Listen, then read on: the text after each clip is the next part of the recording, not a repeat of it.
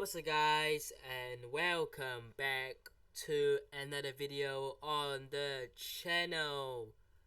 More transfer news. It seems that we're gonna be doing this daily, but today we're gonna be talking about Harry Kane. We're also gonna be talking about Brahim Díaz and his return from his loan at AC Milan, and we're also gonna briefly talk about Lucas Vazquez and whether he could depart from Real Madrid this summer. So let's get into it. Starting off with the biggest story that I think Real Madrid are going to be involved in this summer, right? I think we're not going to go in for Mbappe, not this summer, and we're not going to get Haaland because Man City are definitely not going to sell him this summer. So look, if you want to replace Benzema, who has officially signed for Al Ittihad right now, so good luck to Benzema. I made my video the other day. Benzema officially leaves, and I also spoke about Harry Kane in that video. So give it a watch if you guys haven't already. But we're gonna add on to that because at first it was just a bit of speculation whether it's going to happen. We were a bit uncertain, and then it came more of a concrete interest. It was more, okay, now maybe Real Madrid are interested, but are they actually going to go and make a bid? Are they going to submit an offer to Spurs? And I mean, there isn't an official bid, but reports from Marca, yes, Marca, are suggesting that Real Madrid are going to submit an 80 million euro bid for Harry Kane. Are preparing an offer for that, and they are basically their cover for their magazine, newspapers, all sorts. Not sure who still reads newspaper nowadays, but basically it says acceleration for Kane. So it's suggesting that Real Madrid will and might actually go in for Kane, right? They're suggesting that an offer of 80 million euros could be bid in. Now, a lot of people were replying to that saying, there's no way Spurs are gonna accept that. He's not coming because their offer is so low. You know, remember, this is a guy who has 1 year left on his contract that Spurs could well lose next summer if he doesn't sign a new contract, right? And I think, yes, they will demand 100, over 100, maybe 120 million, but I think you don't go in straight away and say, look, Spurs, here's 100 million euros, because knowing Daniel Levy and Spurs, they'll go, you are willing to pay 100 million straight up. How about pay 150? And the price will just keep going higher and higher because Spurs will demand more and more. But if you start things off lower and you test the waters, Spurs will come down with the offer and say, oh, how about, let's say, 95 million? And then you go, okay, how about 90 million? And then somehow you find an agreement, something like that. You start things off high, Spurs will know that you are willing to pay more and will demand more from you, and that is Daniel Levy. So don't expect Real Madrid to put in a bid of like 100 million euros straight up. I think that is illogical. I think that's stupid. I don't think anyone would do that, but especially not with a club that is run by Daniel Levy. We know what he's like. We've had a tough time negotiating for Modric and Gareth Bale in the past. So look, this, if there is a bit to go in, I think you'll start things off at a relatively low fee. And look, even 80 million euros is quite a fee for a player who is going to turn 30, has 1 year left in his contract, and probably offers you 2 to 3 years at most. So I think Spurs, for them, is a sell now or don't sell situation, really. But let's see what happens with this deal. Of course, like I said, no bid has been made officially just yet. It's just rumors that a bid could be made by Real Madrid in the upcoming days. But we'll see. Also, I just want to have a look, not have a look, but I just want to say this, right? A lot of people are saying that Harry Kane might want to stay in the Premier League um, to break Alan Shearer's all-time Premier League goal scoring record, right? If he is to stay in the Premier League, he's not going to Man United, he's not going to Chelsea, he's staying at Spurs. So, with that in mind, if he is to stay at Spurs, currently he has, I believe, 213 Premier League goals. Alan Shearer has 260. Kane needs 47 to level it and 48 to beat that record. So 48 Premier League goals is equivalent to, considering he scored 30 this season, next season I reckon you'll get 30, so another 30, and then the season after he'll probably get another 30. So by 2025, I think he'll break the record if he stays until that point. But what I'm trying to say here is, for Harry Kane, it's very simple. He's 30 years old. By the time he waits until he breaks the Premier League goal scoring record, he'll be 32, right? So it's simple. Either you jump on that Real Madrid ship right now if they come in for you, and you go over to Spain, you win some trophies, maybe the Champions League, La Liga, Copa del Rey, all sorts. Or you stay in England, you score a crap ton of goals, but you don't get anywhere with those goals. And by the time you break the goal scoring record, you have no option but to stay and retire at Spurs. So it's a simple situation here. Because he can come in here for 2 seasons and then go back to the Premier League. Right? But if you stay in the Premier League for 2 seasons, Real Madrid are not going to come in for you.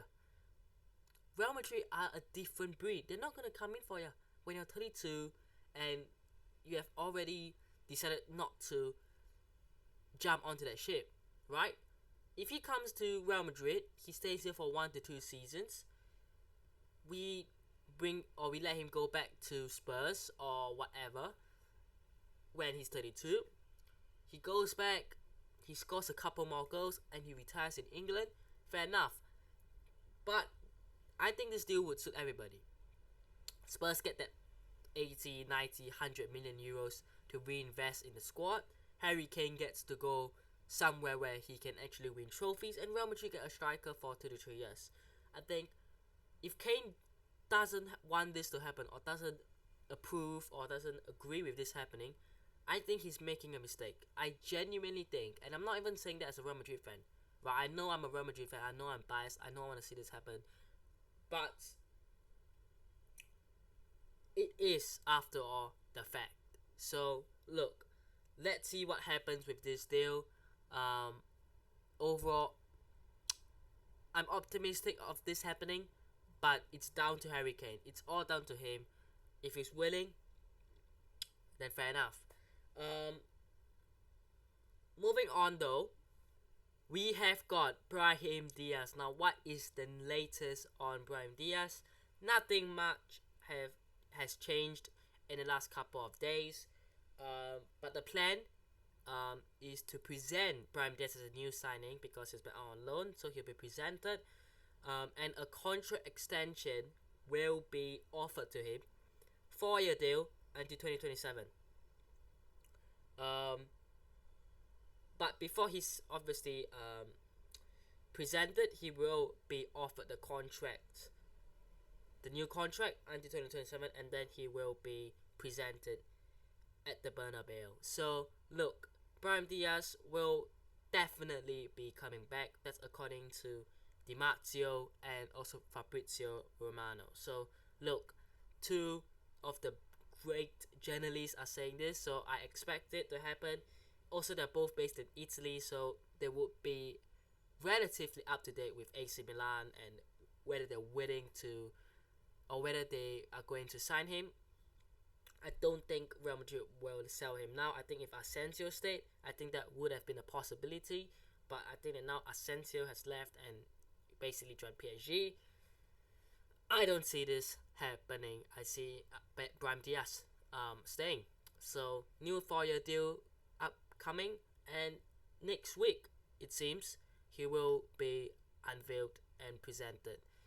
So something to keep an eye on. At least we've got a player coming in. And speaking of presenting a player, I know I talked about this yesterday, but Jude Bellingham is getting closer and closer. Like I said yesterday, not much has changed, but again, the ideal situation is to be presented by about next week as well, or by the end of this week. We'll see with Jude Bellingham. Now let's talk about a player lastly to end this video that we haven't really talked about this summer really. Didn't expect there to be transfer rumors, to be honest, about Lucas Vazquez. I mean, who would have thought? But apparently Juventus are really interested in signing Lucas Vazquez. It's a typical Juve signing in it. Slightly older players who is experienced and has done it all for cheaper fees. The deal, the price, according to Di Marzio, 6 to 8 million euros. I mean, that just seems like it's ridiculous, isn't it? Ridiculous. 6 million euros can get you Lucas Vazquez. Come on. I know he's 32. I know he's older than Carvajal, but 6 million euros for a guy who can play right wing and right back. Technically now a right back, but he can play on the right wing as well. For me, no. It's not worth it. I mean, you're getting nothing out of this. Like 6 million euros. We're not like a small team that really needs every single penny we can get. We're not selling this guy for 40 million euros. We're selling him for 6 million euros. I mean, look, Vázquez, I will say this out loud. When Vini Jr. was racially abused against Valencia, Vázquez was, along with Courtois and maybe one or two others, the ones that was defending him on the pitch. On the pitch itself, he was defending Vini Jr. And I'm not saying keep him because of that, but that shows you that his leadership and overall what he brings to this team, the squad, the leadership, the experience. I mean, he's been here for a few years now, and he's won it all. He's done it all. He's someone that could be a new leader in the dressing room. Now, if Nacho stays, he will technically be the captain, but you need these players, right? Lucas Vazquez, Carvajal, Nacho, these older players, now that likes of Ramos and Cristiano and Benzema and Marcelo have left. You need the rest of the players who were in that Zidane Champions League three-peat winning side to be here and guide the younger players like your Vini Jr., like your Rodrigo, like your Fede Valverde, like your Jude Bellingham, like Camavinga, like Tchouaméni. You need these older players in there. And like I said, you're not gaining much out of this deal. If you sign for 6 million to Juve, you're strengthening Juve. You're not helping yourselves. And if you sell Lucas Vazquez, there's a high chance we let go of Odriozola. Is Odriozola going to be the backup? My days. Or are we going to have to go in for another right back? Which, the market, right now, we're looking at striker, we're signing Jude Bellingham, we're looking at Kai Havertz, and then now we have to go on a right back. Like, no. As much as I wanted another right back, and as much as I think that Carvajal and Vázquez shouldn't be the main two right backs, I don't think this is a good market, the good summer, good timing for a right back. So, please, just, no. Next summer, we can talk about right backs. You know, there are a lot of options out there. But I don't think Real Madrid are going to go in for a right back. And if you're not going to go in for a right back, why would you sell your backup right back? That makes no sense. Unless you're telling me Real Madrid are willing to spend extra money on another right back who could be one for the future, I would say, okay, you know what, fair enough. But until we hear those stories, which is unlikely, then keep Lucas Vazquez. I will keep him anyways, but until we really get linked to a proper right back, keep Lucas Vazquez. But that will be it for me for today. I hope you guys have enjoyed today's video. Let me know what your thoughts. Harry Kane, do you think Real Madrid will put a bid in? Do you think Real Madrid should get him? And do you think Harry Kane should stay at Spurs or come to Real Madrid? Brahim Díaz, not much to say. Will be unveiled soon. And Lucas Vazquez. Do you think Real Madrid should sell Lucas Vazquez for another option? Let me know down below. I hope you guys have enjoyed today's video. Hit that button, subscribe to the channel on already, and I'll see you guys in the next one. Peace.